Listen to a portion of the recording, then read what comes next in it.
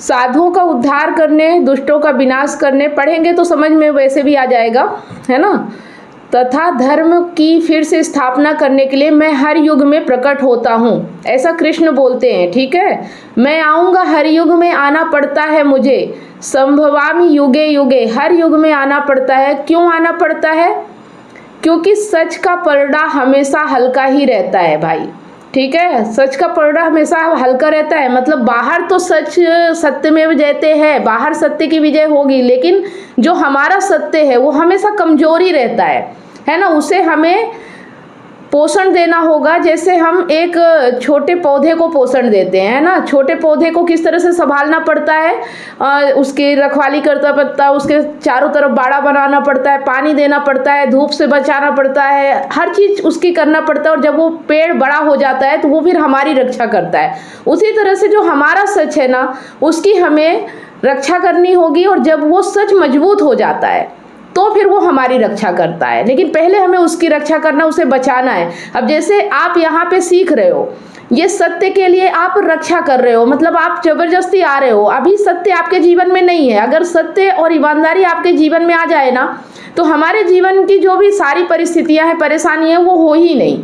ठीक है, तो कृष्ण को आना पड़ता है। कहते हैं इनको इनके मत्थे छोड़ दिया तो ये रोज हारेंगे। सच की लड़ाई को अगर सच के पक्षधरों के भरोसे छोड़ दिया तो सच तो रोज हारेगा। दुनिया नर्क बन जानी है।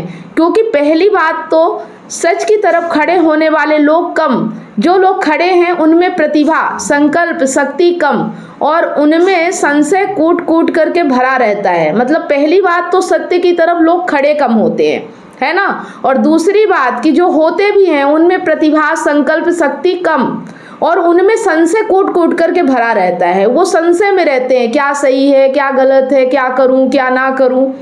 तो कृष्ण कहते हैं कि ये तो बड़ी असंतुलित बात हो गई, बड़ी बेमेल लड़ाई हो गई। तो फिर कहते हैं कि मैं ही आकर के ठीक करूंगा भाई। बेटा तुमसे तो ना हो पाएगा, तुम्हारे मत्थे छोड़ दिया तो पृथ्वी पर तो सच्चाई रोज हारेगी। उपनिषद भले ही बोल गए हों सत्यमेव जयते, वो होगी सत्य लोक की बात, जहाँ सत्यमेव जयते। मृत्यु लोक में तो मृत्यु ही रोज जीतेगी। मृत्यु माने असत्य, असत्य ही रोज जीतेगा, है ना। सत्यमेव जयते, मृत्यु लोक में तो मृत्यु ही जीतेगी। सत्य लोक, सत्यमेव जयते किसमें है? जो सत्य लोक होगा, जहाँ भी है वो बाद की बात है। हम तो मृत्यु लोक में फंसे हैं, हमें अपनी बात करनी है। ठीक है, उपनिषद में भले ही सत्यमेव जयते हो, लेकिन हम मृत्यु लोक में हैं, जहाँ मृत्यु ही रोज जीतेगी। ठीक है, मृत्यु